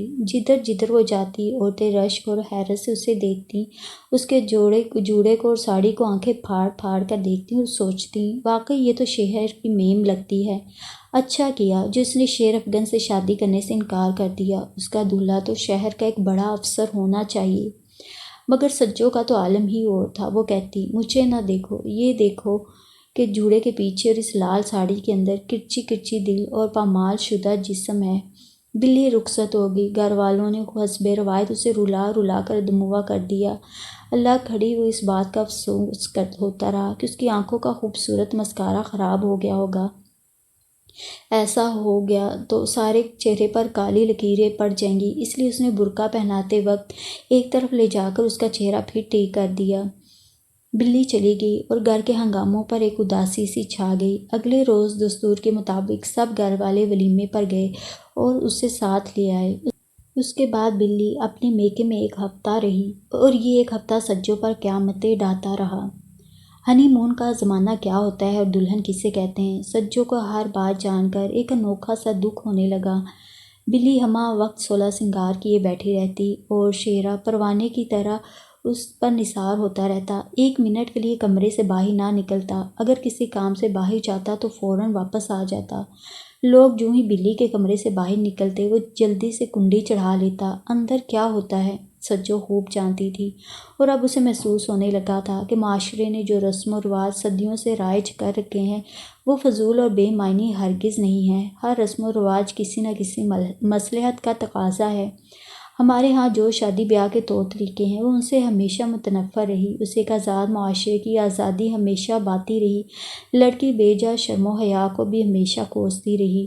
آخر اسے حق ہونا چاہیے اپنے جیون ساتھی کے انتخاب کا۔ یہ کیا کہ پال پوس کر والدین یوں قیمت وصول کر لی کہ اسے اپنی قرابت داریوں اور مصلحتوں پر قربان کر دیا، اور وہ کبھی سسک کر اور کبھی ہنس کر زندگی سے نباہ کر لیتی ہے۔ اسے شیرا انتہائی واہیات اور اکھڑ آدمی لگتا تھا، جس میں نفاست نام کو نہ تھی، بات کرنے کا ڈھنگ نہ جانتا تھا، آنکھوں میں مستی بھر کے فلمی انداز میں اظہار محبت نہ کر سکتا تھا، خالص اسٹائل سے سگریٹ نہ پیتا تھا، ایسے ہی جو جی میں آتا کرتا رہتا۔ اس کا ہر کام بے ڈھنگا اور ہر بات بے تکی لگتی تھی۔ مگر اب اسے محسوس ہوتا کہ شیرا اس گھر میں بہت نفاست سے رہتا تھا۔ ہر وقت اس کی آنکھیں مستی میں ڈوبی رہتی تھیں۔ اس کا ایک ایک اشارہ بلی کی والہانہ محبت کا مظہر تھا۔ اکثر سجو ان کے کمرے میں جا بیٹھتی۔ شیرا بلی کا ہو چکا تھا، وہ الگ۔ سجو ابھی تک بلا کی حسین تھی، بلکہ اب اس کے حسن میں اور نکھار پیدا ہو گیا تھا، مگر شیرا اس کی طرف ایک آنکھ اٹھا کر بھی نہ دیکھتا۔ وہی شیرا جو اس کا بچپن کا منگیتر تھا اور اپنی مانگ چھوڑنے پر آمادہ نہیں تھا، وہی شیرا جو بڑے احترام سے آپا کہتا تو اس کا کلیجہ کٹنے لگتا۔ وہ اس سے 7 برس چھوٹی تھی، مگر وہ رشتے کا احترام کرتا تھا کیونکہ بلی اسے آپا کہتی تھی۔ پھر شیرا کیا کہتا؟ ساجد وہ اس وقت کہا کرتا تھا جب اس کے خوابوں کی پری تھی، پھر یہ سارے خواب اس نے خود توڑ دیے۔ اسے شیرے ایسا جنگلی گنوار اور گاؤں کا پروردہ آدمی نہیں چاہیے تھا۔ کیا ہوا جو اس نے BA کر لیا تھا؟ شکل سے اور اپنی حرکات سے وہ ایک دم گاؤں کا لگتا تھا، مگر اب کچھ دنوں سے دیکھ رہی تھی کہ شیرے میں وہ تمام تر خوبیاں تھیں جو ایک مرد میں ہونی چاہیے۔ وہ اکثر سوٹ بھی پہنتا، ٹائی بھی لگاتا، اس وقت اس کی وجاہت اور ہی رنگ اختیار کر جاتی۔ شام کو وہ اکثر کھدر کا شلوار کرتا پہن لیتا، اس وقت بڑا بانکا چھبیلا لگتا۔ رات کو وہ اکثر دھوتی باندھا کرتا تھا، بارڈر والی 4 خانی دھوتی میں وہ اور بھی دلکش لگتا تھا۔ بڑی ادا سے سگریٹ پی کر اس کا دھواں چھوڑتا، شرارت بھری نظروں سے بلی کو دیکھتا اور اس کی معصوم حرکتوں کی نقلیں کیا کرتا۔ سارا دن اپنی بزلہ سنجی سے ان دونوں کو خوب ہنسایا کرتا۔ بلی تو اتنی معصوم تھی کہ وہ یہ خوشی سنبھال ہی نہ سکتی، ہنس ہنس کر دوہری ہو جاتی۔ پھر شیرے کو لباس کی اتنی شناخت تھی کہ سجو جتنے بھی کپڑے لاہور سے اس کے لیے لائی تھی اسے بہت پسند آئے تھے۔ پھر اس نے خاص طور پر سجو کے رنگوں کے انتخاب اور اس کی پسند کو سراہا بھی تھا۔ یہ بات بھی اسے بلی نے ہی بتائی تھی۔ بس آپا، وہ مجھے کہتے ہیں جو آج کل کی لڑکیاں جوڑے لگاتی ہیں تم مت لگایا کرو۔ تم نے اس کی وجہ نہیں پوچھی؟ پوچھی تھی، بس انہوں نے اتنا کہا تم سیدھے بالوں اور ایک چٹیا میں ہی مجھے اچھی لگتی ہو۔ ایک جیسے جوڑے لگا کر لڑکیوں کی انفرادیت ختم ہو جاتی ہے، سب ایک جیسی لگتی ہیں۔ اور کیا کہتا ہے شیرا؟ سجو کا دل بہت کچھ پوچھنے کو مچلتا۔ وہ کہتے ہیں تو اسی طرح مجھے خوبصورت لگتی ہے۔ اور کیا کہتا ہے؟ بس کچھ نہیں، بلی لجا جاتی۔ اور میرے متعلق کیا کہتا ہے؟ یوں ہی سجو کے منہ سے نکل گیا، آپ کے متعلق؟ بلی نے حیران ہو کر پوچھا۔ آپ کے متعلق تو انہوں نے کچھ بھی نہیں کہا۔ اوہ، سجو سنبھل گئی، میرا پوچھنے سے ہی مطلب تھا کہ میں بھی تو آج کل کی لڑکیوں کی طرح جوڑے لگاتی ہوں، تو مجھے بھی وہ بری لڑکی سمجھتا ہوگا۔ نہیں نہیں آپا، خدا نہ کرے، آپ نے ایسا کیوں سمجھ لیا؟ بلی بڑی معصومیت سے بولی۔ وہ تو آپ کی بہت عزت کرتے ہیں، کہتے ہیں آپا کا ہمیشہ شکر گزار رہوں گا، جس کی وہ میرا مطلب ہے۔ پھر بلی کو سمجھ نہیں آئی کہ وہ کیا بات بنائے۔ بول پان میں وہ اس کے خلوت میں کہے ہوئے فکریں دہرانے لگی تھی، مگر رک گئی۔ اتنی اسے سمجھ تھی کہ آپا کے منہ پر ایسا کہنا خلاف مصلحت ہوگا، مگر سجو سمجھ گئی کہ شیرے نے کیا کہا ہوگا۔ ایسے لمحوں میں مرد کیا کہتے ہیں؟ پھر یہ تو بلی کا شوہر تھا، سب کچھ کہہ سکتا تھا۔ ویسے بھی ہر لحاظ سے بلی اچھی لڑکی تھی، خوبصورت، معصوم، زمانے کے مکر و ریاض سے بے پرواہ، اچھوتی اور سادہ۔ اس لیے شیرے کو ضرور اپنی خوش قسمتی پر ناز ہوگا۔ اس نے وہ سب سوچ لیا جو اس نے اپنی بیوی سے کہا، یعنی میری جیسی خود سر اور خود بین لڑکی کی وجہ سے اسے بلی جیسی اچھی بیوی مل گئی، ورنہ میں تو سچ مچ اس کی زندگی اجیرن کر دیتی۔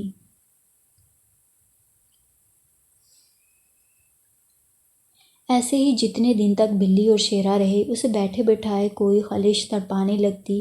وہ بلی سے عجیب و غریب سوال کرنے بیٹھ جاتی۔ بلی اگر سیانی ہوتی تو ان سوالوں کی تہہ میں پہنچنے کی ضرور کوشش کرتی، مگر وہ تو بالکل الڑ تھی، اور پھر اپنی آپا کو کوئی ماورائی شے سمجھتی تھی اور اس سے بہت محبت کرتی تھی۔ اور پھر یہ کچھ معمول سا بن گیا کہ ہفتے میں ایک بار بلی اور شیرا یہاں آتے، رات بھر رہتے اور اگلے دن چلے جاتے۔ کبھی کبھی سجو بھی بلی کے گھر چلی جاتی، سارا دن رہتی، گھر کی سجاوٹ میں مشورے دیتی اور پہلے سے زیادہ پسماندہ اور بے دم ہو کر لوٹتی۔ ماموں اور ممانی کا سلوک اس کے ساتھ پہلا جیسا نہ تھا، تاہم اب وہ تو خود کو ہر قسم کی سزا کا مستحق سمجھتی تھی، اس لیے ان کے کڑے فکرے اور کڑی نگاہ سب کو خندہ پیشانی سے پی جاتی۔ اسے سمجھ نہ آتی کہ یہ چھٹیاں کیوں کر گزارے۔ وہ خواب کہاں تھے جو ہر رات اس کے پہلو سے پھوٹا کرتے تھے؟ سارا دن اوندھی لیٹی سوچتی کہ اب وہ کیا کرے، اور رسالے پڑھنے کو اس کا دل نہ چاہتا۔ ہر کہانی کسی نہ کسی طور اسے اپنی کہانی لگنے لگتی۔ اخبار میں زنا اور اغوا کی خبریں پڑھتے ہوئے وہ پسینے میں ڈوب جاتی۔ اسے ایسا لگتا جیسے یہ اخبار اسی کے کرتوتوں سے بھرا پڑا ہے۔ ریڈیو لگاتی تو ہر نغمہ درد میں ڈوبا محسوس ہوتا۔ اسی طرح ایک مہینہ گزرا، پھر دوسرا۔ اب اسے رزلٹ کا بڑا بے چینی سے انتظار رہنے لگا تھا۔ رزلٹ آئے تو وہ آئندہ کے لیے کوئی فیصلہ کن قدم اٹھائے۔ ویسے اس کے ماں نے طریقے سلیقے سے اسے سنا دیا تھا کہ اس کے لیے شہر سے پڑھے لکھے سرکاری ملازموں کے پیغام بھی آ رہے ہیں، اگر وہ حامی بھرے تو۔ فی الحال اس نے سنی انسنی کر دی۔ ایک دن بلی میکے آئی تو اس کی عجیب اڑی اڑی رنگت تھی، چہرہ بالکل زرد ہو رہا تھا، چہرے پر کوئی میک اپ نہ تھا، بال بھی ٹھیک طرح نہ بنے ہوئے تھے، بہت تھکی تھکی نڈال لگ رہی تھی۔ اسے دیکھ کر سجو کا ماتھا ٹھنکا۔ نہ جانے ایک لمحے میں کیسے کیسے تکلیف دہ وہمیں اس کے دل میں آئے۔ وہ بلی کے پیچھے پیچھے اس کے کمرے میں چلی آئی اور بولی، تجھے کیا ہوا ہے بلی؟ کچھ بھی نہیں آپا۔ نہیں، کچھ تو ضرور ہوا ہے، ذرا اپنی رنگت دیکھ، آنکھیں اندر کو دھنسی ہوئی، لپسٹک تک نہیں لگا رکھی، سچ سچ بتا کیا بات ہے؟ جیسے وہ اس کے لیے لڑنے مرنے پر تیار ہو گئی۔ اور شیرا کہاں ہے؟ وہ تشویش سے بولی، وہ بھی ساتھ آئے ہیں۔ بھی بلی کا فکرہ نہ پورا ہوا تھا کہ شیر افغن ٹیچی پکڑے ہوئے اس کے کمرے میں داخل ہوا۔ السلام علیکم آپا۔ اس نے سلام کا جواب نہ دیا بلکہ الٹا سوال کر دیا، شیر بھائی بلی کو کیا ہوا ہے؟ کتنی کمزور لگ رہی ہے۔ کچھ نہیں، وہ نگاہ چرانے لگا، ذرا اس کی طبیعت ٹھیک نہیں۔ واہ، یہ بھی کوئی بات ہے، اس کا چہرہ اتنا اتر گیا ہے اور آپ بے نیازی سے کہہ رہے ہیں ذرا اس کی طبیعت ٹھیک نہیں رہتی۔ یہ بھی کوئی تک ہے؟ کسی ڈاکٹر کو دکھایا ہے آپ نے؟ آپ کو اللہ نے اتنی توفیق نہیں دی تھی تو مجھے بتاتے، میں اسے موٹر میں ڈال کر ملتان لے جاتی۔ شیرے نے اس کی ڈانٹ کے جواب میں کچھ نہ کہا، بلکہ معنی خیز نظروں سے بلی کی طرف دیکھا۔ بلی نے بھی نظر چرا لی۔ کیا تکلیف ہے تمہیں؟ بتاؤ نا مجھے۔ وہ پھر بلی کے پیچھے پڑ گئی۔ اتنے میں ان کی پرانی نائن جو بلی کے ساتھ سسرال گئی تھی کمرے میں داخل ہو گئی اور اس کا فکرہ سن لیا تھا۔ سامان ایک طرف رکھ کر بولی، بیبی فکر کوئی بات نہیں، اس کو کوئی خاص تکلیف نہیں ہے، بس وہی تکلیف ہے جو نو بیاہتا لڑکیوں کو ہو جاتی ہے۔ اب کنواری لڑکیوں کو کیسے بتائے کہ اس کا پیر بھاری ہو گیا ہے؟ جی اچھا نہیں رہتا۔ پیر بھاری؟ ایک دم سجو پر گڑوں پانی پڑ گیا۔ کس قدر بے وقوف ہے وہ، اور بعض اوقات جذباتی ہو جاتی ہے، وہ خود کیوں نہ سمجھ گئی۔ اتنی میں بلی کو زور کی ابکائی آئی۔ وہ غسل خانے کو بھاگی تو شیر افغن بھی بے تابی سے اس کے پیچھے بھاگا۔ سجو کو وہاں سے کھسک جانے کا موقع مل گیا۔ کمرے میں آ کر وہ اپنی خفت مٹانے لگی۔ پھر نائن کے الفاظ اس کے کانوں میں گونجنے لگے۔ اب کنواری لڑکی کو کیا بتائے کہ کنواری لڑکی، یہ کتنی بڑی گالی تھی اسے۔ اگر کسی کو بھی کچھ بھی پتہ نہ تھا، وہ خود ہی چور بنی پھرتی یا خود کو اذیت دینے کا سامان تلاشتی اور پھر خود ہی کچوکے لگاتی بھی رہتی۔ اس مرتبہ بلی ایک ہفتہ رہی، اور اس ایک ہفتے میں شیرے نے بلی کی اتنی خدمت کی کہ گناہ کے زمانے میں عابد حسین نے بھی اس کی نہ کی ہوگی۔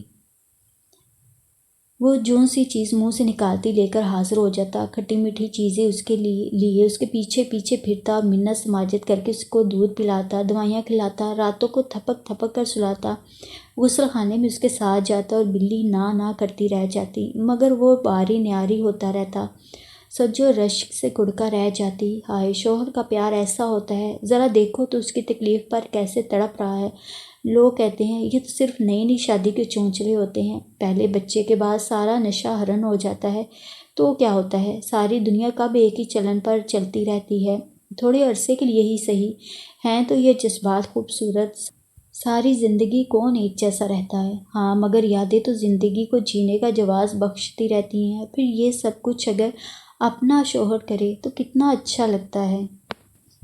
بلی نے سجو کو ایک اور کرب میں مبتلا کر دیا تھا۔ اب وہ اس گھر میں مزید ٹھہرنا نہیں چاہتی تھی۔ اس نے فیصلہ کر لیا کہ اگر وہ پاس ہوگی تو ایم اے میں داخلہ لے لے گی، ورنہ وہ اس گھر میں پڑے پڑے پاگل ہو جائے گی۔ خدا کی قدرت، جب اگلے مہینے رزلٹ آیا تو اس بار بھی سجو کی فرسٹ ڈویژن آئی تھی۔ نا امیدیوں میں ایک دیا روشن ہو گیا۔ اب تو اس کو داخلہ لینے کا بہانہ مل گیا، ورنہ اسکالرشپ ضائع ہو جاتا۔ اس نے اپنی اماں کی معرفت بابا کو کہلا دیا۔ بابا اس کی مزید تعلیم کے خلاف تھے، ان کا خیال تھا اب اس کی بھی شادی کر دینی چاہیے، مگر لفظ شادی سے ہی سجو بدکتی تھی۔ اس نے چپکے چپکے انگلش ایم اے میں داخلے کا فارم بھجوا دیا۔ جب اس کو انٹرویو کی کال آئی تو اس نے رو رو کر اماں کے ناک میں دم کر دیا۔ ماں تھی، ترس آ گیا۔ باپ کی مخالفت کے باوجود اسے لاہور جا کر ایم اے کرنے کی اجازت مل گئی۔ یونیورسٹی کے رومان پرور اور ہوشربا قصے سن کر سجو نے ایم اے میں داخلہ لیا تھا۔ اس کا معاملہ ان لڑکیوں سے بھی جدا تھا جو بظاہر کھاتے پیتے گھرانوں سے تعلق رکھتی ہیں، مگر چونکہ کوئی موزوں رشتہ نہیں ملتا، اس لیے ایم اے میں داخلہ لے لیتی کہ تلاش کے ساتھ ساتھ شغل بھی جاری رہے گا اور عمر عزیز کے رائے گاہ جانے کا دکھ نہیں ہوگا۔ وہ ان غریب لڑکیوں میں سے بھی نہیں تھی، پیٹ کاٹ کر جنہیں والدین تعلیم دلاتے ہیں اور پھر ایم اے کی ڈگری کے ساتھ اپنی تمام تر امیدیں وابستہ کر چھوڑتے ہیں، انہیں خرچ کیا ہوا مال بمسعود واپس ملنے والا ہو۔ وہ قریب منظر بھی نہیں تھی کہ اپنا یہ کمپلیکس اعلیٰ تعلیم حاصل کر کے دور کرنا چاہتی تھی۔ باقی رہ گیا شوق، تو اب اسے کسی چیز کا شوق نہیں رہ گیا تھا، نہ اعلیٰ تعلیم کا، نہ اچھے کپڑوں کا، نہ بہتر زندگی کا۔ وہ تو یوں ہی بن باز کاٹنے اس نگری میں چلی آئی تھی۔ یہ فرد جرم بھی اس نے خود پر خود ہی عائد کر لی تھی اور سزا کا حکم سنا کے خود ہی اس پر عمل پیرا ہو گئی تھی۔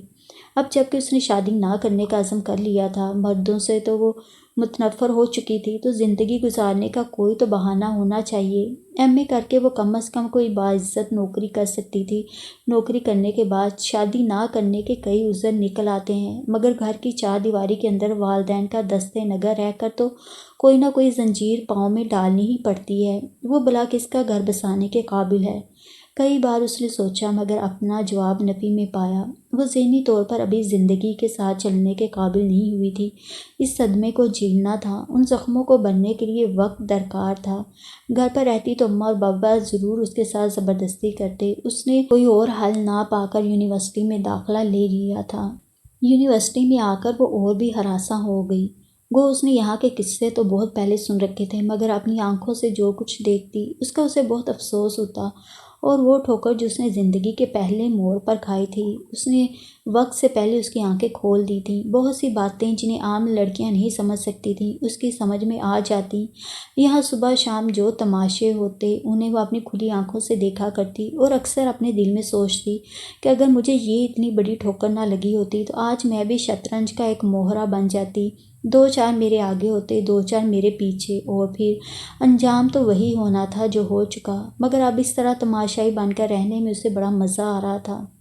جب شام کو ہاسٹل کی کچھ لڑکیاں بن سنور کر کھلے کھلے پاجامے اور گول گول اینکیں لگائے ایک شان بے نیازی سے لمبے لمبے پرس جھلاتی ہوئی گیٹ سے باہر نکلتی تو وہ ان کو پہچان جاتی کہ وہ کہاں جا رہی ہیں۔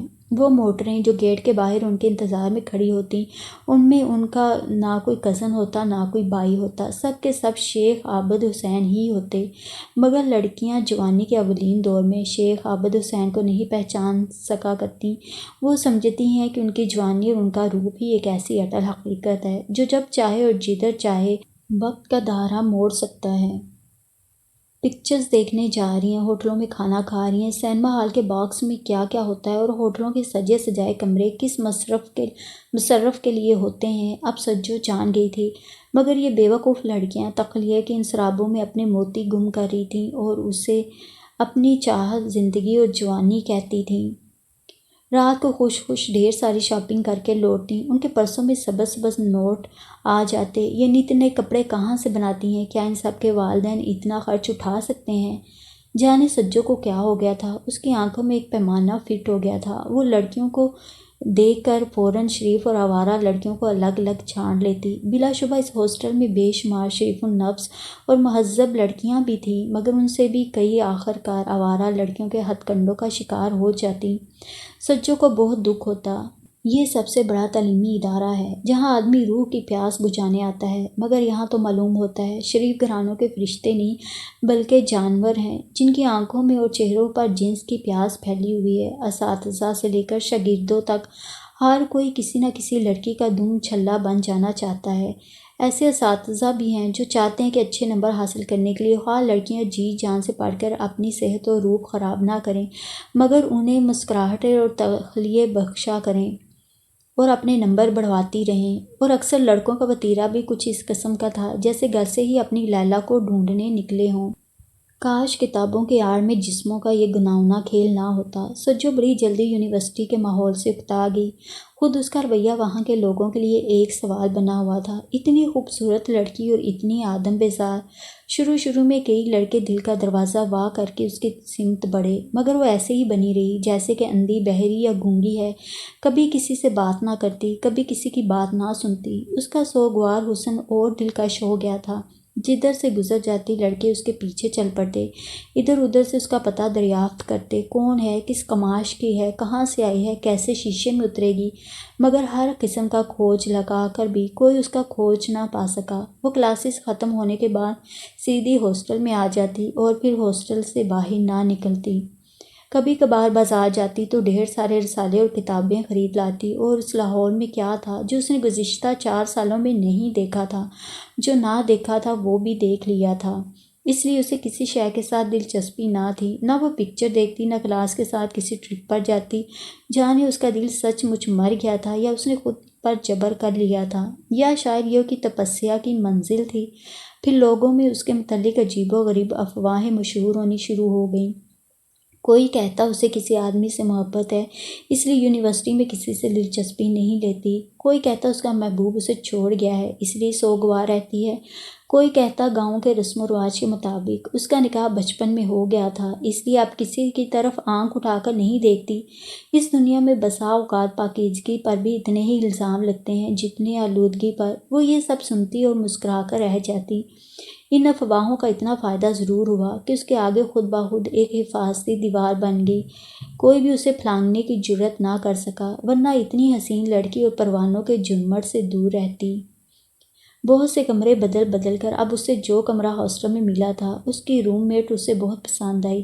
بہت ہی شوق و شنق اور زندگی سے بھرپور لڑکی تھی۔ سجو نے انگلش ایم اے میں داخلہ لیا تھا، مگر وہ پولیٹیکل سائنس کی طالبہ تھی، اسے یونیورسٹی کا ضمیمہ کہنا چاہیے۔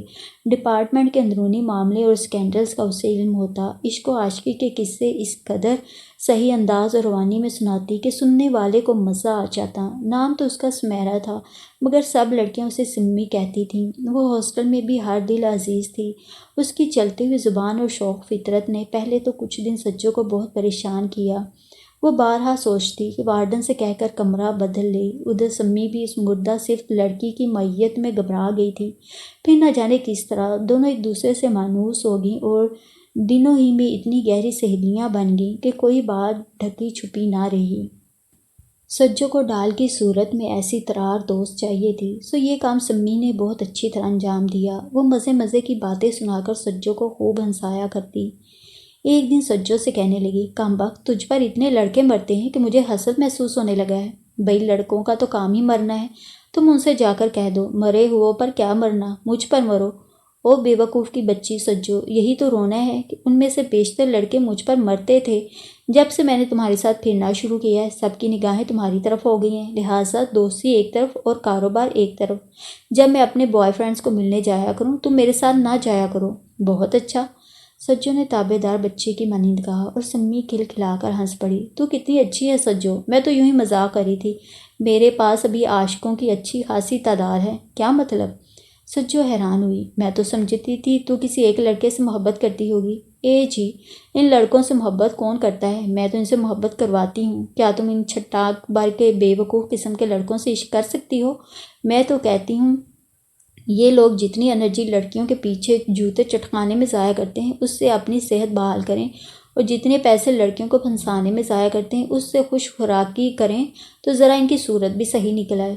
مکڑوں کی طرح سوکھی سوکھی ٹانگیں اور شاعر کے محبوب کی مانند پتلی کمر، پچکے ہوئے چہرے، لاغر جسم، واہ جی واہ، یہ لڑکے بنے پھرتے ہیں۔ میرے اختیار میں ہو تو ہر صبح ان کو خوب ورزش کراؤں، پھر گرم دودھ پلاؤں، پھر کہوں جاؤ پٹھو اب عشق کے میدان میں کود پڑو۔ سچو کا ہنستے ہنستے برا حال ہو گیا۔ کمبخت، تو ان کو بے وقوف بھی سمجھتی ہے اور عاشق بھی بنائے پھرتی ہے۔ تمہیں کیا معلوم سجو بھی، فی زمانہ نوجوان لڑکیوں کو ایک سے زیادہ عاشقوں کی ضرورت ہوتی ہے۔ ایک تو یہ احمق ایک دوسرے سے بازی لے جانے کی فکر میں رہتے ہیں، دوسرے موقع پر حفاظت کو آ پہنچتے ہیں۔ اس زام میں نہ رہنا سمی، لڑکی آہل لڑکی ہوتی ہے اور مرد کے فریب کو کبھی نہیں سمجھ سکتی۔ ایسا نہ ہو تم بھی کسی دن اس بھول بھلیاں میں پھنس جاؤ اور اپنا انمول موتی گنوا بیٹھو۔ میں سب سمجھتی ہوں سجو، مجھے اتنا بے وقوف نہ جانو، مجھے ان سے کوئی دلچسپی نہیں، اس کھیل میں ضرور مزہ آتا ہے۔ تم جانتی ہو میرے پاس ہمیشہ اپنے خرچ سے زیادہ پیسے ہوتے ہیں، تمہارا کیا خیال ہے یہ پیسے کہاں سے آتے ہیں؟ پھر اس نے سجو کو تذبذب میں دیکھ کر خود ہی کہنا شروع کیا، میری آپا مجھے ہر مہینے ضرورت سے زیادہ پیسے بیچتی ہیں، میں چاہوں تو بینک میں اکاؤنٹ کھول سکتی ہوں، مگر مجھے دولت سے کوئی دلچسپی نہیں۔ اس کی وجہ میں پھر کبھی تمہیں بتاؤں گی، اس لیے میں سارے پیسے ان عاشقوں پر خرچ کر دیتی ہوں۔ میں نے ان سے کہہ رکھا ہے پکچر دیکھنی ہوگی تو ٹکٹ میں خرید دوں گی، تو ہم باکس میں نہیں گیلری میں بیٹھیں گے۔ اگر کوئی مجھے کھانے کے لیے باہر لے جانا چاہتا ہے تو پھر بھی شرط یہ رکھتی ہوں کہ پیسے میں ادا کروں گی، مگر اپنے پسندیدہ ریسٹورنٹ میں جاؤں گی جہاں کھلے بندوں بیٹھ سکیں۔ مجھے کسی سے کوئی چوری نہیں ہے، میں بری نیت سے ان کے ساتھ نہیں جاتی اور نہ ہی میں نے یہ آمدنی کا ذریعہ بنا رکھا ہے، بلکہ یہی لوگ وقتاً فوقتاً میرے مقروض رہتے ہیں، اس لیے مجھ سے دبتے ہیں، میرے نوکر بنے رہتے ہیں۔ یہ راز کی بات ہے جو میں تمہیں بتا رہی ہوں۔ وہ لڑکیاں بکنے پر مجبور ہو جاتی ہیں جن کے لیے اپنے بٹوے کھول دیتے ہیں، ورنہ ان کی توفیق ہی کیا ہے۔ احمق درجہ اول ہوتے ہیں یہ لوگ، جدھر موڑو ادھر مڑ جائیں گے۔ کتنے عاشق ہوں گے تمہارے؟ اس وقت تقریباً ہر ڈپارٹمنٹ میں ایک لڑکا رکھا ہوا ہے میں نے۔ وہ کیوں بھئی؟ ساری یونیورسٹی کے حالات سے باخبر رہتی ہوں۔ ایک لنچ کھا کر وہ مجھے اپنے ڈپارٹمنٹ کے سب خفیہ راز اور درون خانہ ہنگامے بتاتے جاتے ہیں۔ بھئی تم اتنی پراسرار بننے کی کوشش کیوں کر رہی ہو تاکہ اگلی بار الیکشن لڑ سکوں؟ کس لیے سمی، تم نے محسوس نہیں کیا کہ یونیورسٹی الیکشن میں کس قدر گندگی ہوتی ہے؟ میرا دل تو چاہتا ہے لڑکیاں اس سے لگی رہیں۔ میرے پاس بہت ووٹ ہیں، میں تو زندگی کے لیے کوئی ہنگامہ پرور مشغلہ چاہتی ہوں۔ پتہ ہے جب مجھے کچھ بھی نہیں سوچتا تو میں اپنے دو پرستاروں کو ایک دوسرے سے لڑوا دیتی ہوں۔ ایک بار تو غضب ہو گیا تھا، ایک لڑکے نے سچ مچ دوسرے کا سر پھاڑ دیا تھا، اور تمہیں کتنے نفلوں کا ثواب ہوا تھا پتہ نہیں، بعد میں تو میں خود بھی ڈر گئی تھی۔ سمی، زندگی کے ساتھ ایسے مذاق اچھے نہیں ہوتے۔ اگر شادی ہی کرنا چاہتی ہو تو سیدھے سیدھے کسی ایک کا انتخاب کرو، ورنہ کوئی اور نیک کام کرو۔ کون سا نیک کام شروع کر دوں بی ملانی؟ اور اس عمر میں کیا قرآن شریف پڑھنے بیٹھ جاؤں، درسگاہیں کھول لوں؟ تم اس دنیا کو جانتی ہو، اس معاشرے میں کوئی لڑکی بغیر تحفظ کے دامن بچا سکتی ہے؟ تو پھر شادی کر لو نا۔ وہ کمبخت مجھ سے شادی نہیں کرتا۔ کون؟ سجو بہت حیران ہوئی۔ جس سے میں محبت کرتی ہوں۔ تو بھی کسی سے محبت کرتی ہے؟ سجو اور بھی بکھلائی۔ کیا واقعی؟ ہاں سجو۔ پہلی بار سجو نے سمی کے چہرے پر ایک سایہ سا امڑتا دیکھا۔ سجو، مجھے ایک آدمی سے محبت ہو گئی ہے، وہ 40 سے بھی اوپر ہے، اس کے 2 بچے ہیں، اسے مجھ سے کوئی دلچسپی نہیں ہے، اس نے صاف کہہ دیا ہے کہ وہ مجھ سے محبت نہیں کرے گا۔ آخر ہے کون وہ؟ سجو نے کریدا۔ میں نے ابھی بتایا تھا نا کہ میری ایک آپا ہیں، وہ کراچی میں سروس کرتی ہیں، بڑی معقول تنخواہ لیتی ہیں اور مجھے 300-400 روپے ہر ماہ بیچتی ہیں۔ وہ آدمی میری آپا کا باس ہے۔ بس میری اس سے ملاقات ہوئی تھی اور میں دل ہار بیٹھی۔ پھر تم نے اس پر اپنے جذبات ظاہر کر دیے؟ ہاں، بہت سوچ سمجھ کر ایک دن میں نے آپا سے چوری چھپے اسے سب صاف صاف ٹیلی فون پر کہہ دیا۔ وہ کیا بولا؟ کیا کہتا وہ؟ کوئی اور آدمی ہوتا تو محض فلرٹ کرنے کے لیے 2-4 ملاقاتوں کی اجازت دے دیتا، مگر اس نے بڑے مہذب اور مشفقانہ انداز میں مجھے سمجھا دیا کہ وہ اپنی گھریلو زندگی سے بہت مطمئن ہے۔ اس نے اپنی پسند کی شادی کی تھی۔ اس کی بیوی مجھ سے کچھ تھوڑی چھوٹی ہوگی، اسے اپنے بچوں سے بہت محبت ہے، ذہنی طور پر وہ ایسے کھیل کھیلنے کا اہل نہیں، اس عمر میں اپنے کیریئر سے عشق کر سکتا ہے اور کسی سے نہیں۔ پھر اس کی عظمت نے میرے دل میں گھر کر لیا اور میں نے بد دل ہو کر کراچی کو چھوڑ دیا، لاہور آ گئی اور دل کی جلن مٹانے کی خاطر یہ شغل اختیار کر رکھا ہے۔ او سجو بھائی، تم بال کی کھال اتارتی ہو، تم بھی بتاؤ میں کیا کروں؟ کیا تم ایک ایسی لڑکی کا تصور کر سکتی ہو جس کی والدین کو محبت نہ ملی ہو، تنہائی کی پروردہ ہو، زندگی کا کوئی واضح نصب العین نہ رکھتی ہو، کوئی عزیز رشتہ دار نہ ہو؟ آخر وہ کیا کرے؟ سجو، وہ افسردہ ہو گئی۔ جب میں چھوٹی سی تھی میری ماں مر گئی۔ ابو نے مجھے اور ہمیرا آپا کو بہت محبت سے پالا۔ ہمیرا آپا کو ابو بہت چاہتے تھے، دنیا کی ہر آسائش انہوں نے ہمیں دی، ہمارے لیے پیسہ بنانے کی مشین بنے رہے، مگر ان کے پیسے نے ہمیں کیا دیا؟ شدید احساس تنہائی۔ کیا تمہاری آپا شادی شدہ ہیں؟ شادی شدہ تو نہیں، صرف شدہ ہیں۔ سمی اس سے زیادہ دیر سنجیدہ نہیں رہ سکتی تھی، اس لیے اس کی رگیں صراخت پھر پھڑکنے لگی۔ بھائی، یہ کیا واہیات جواب ہے؟ تم نے پوچھا ہے شادی شدہ ہیں، میں نے کہا شادی شدہ تو نہیں، صرف شدہ ہیں۔ شدہ سے تمہاری کیا مراد ہے؟ غیر شادی شدہ بھی ہو سکتی ہیں اور طلاق شدہ بھی۔ بھائی سمی، خدا کے لیے پہیلیاں نہ بجواؤ اور صاف صاف کہو۔ سجو، یہ بھی ایک دردناک داستان ہے، پھر کسی دن سناؤں گی، آج تم نے میرا موڈ بہت خراب کر دیا ہے۔ اس وقت سے وکیلوں کی طرح جرا کر رہی ہو، اب کچھ اپنے متعلق بتاؤ۔ کیا بتاؤں اپنے متعلق؟ اب بولی نہ بنو، یہ چاند سا چہرہ، قیامت کی جوانی، اس پر زہدِ خشک کا سایہ، اب یہ تو ماننے سے رہی کہ تمہاری زندگی کے ساتھ کوئی ٹریجڈی وابستہ نہیں۔ نہ بتاؤ تو میں سمجھوں گی، تمہیں اعتبار الفت جو نہ آ سکا ابھی تک۔ میں سمجھ گیا، یقیناً ابھی مجھ میں کچھ کمی ہے۔ سجو ہنس پڑی۔ بڑے با موقع شعر سناتی ہو، دیکھنے میں تو صرف شوق اس کی گڑیا لگتی ہو، بات ٹالو نہیں۔ ایسی ایک بدقسمتی میری زندگی کے ساتھ وابستہ تو ہے، لیکن خدا کی قسم مجھ میں اسے دہرانے کی ہمت نہیں ہے۔ ہو سکتا ہے جس دن میں خودکشی کا فیصلہ کر لوں، اسی روز یہ راز بھی سنا دوں، یا جس روز بھی مجھ میں یہ ہمت پیدا ہو سکی۔ وعدہ کرتی ہوں کہ تم پہلی ہستی ہوگی جس کو میں وہ سب کچھ بتا دوں گی۔ تم جیسے سچے اور کھرے لوگ قابل اعتبار ہوتے ہیں، بلند کردار ہوتے ہیں۔ سمی، میری بات کا یقین کرو اور اس کے بعد فضول سوال و جواب سے مجھے بچا لینا۔ بس اب خوش آمد نہ کرو، آؤ باہر چلیں۔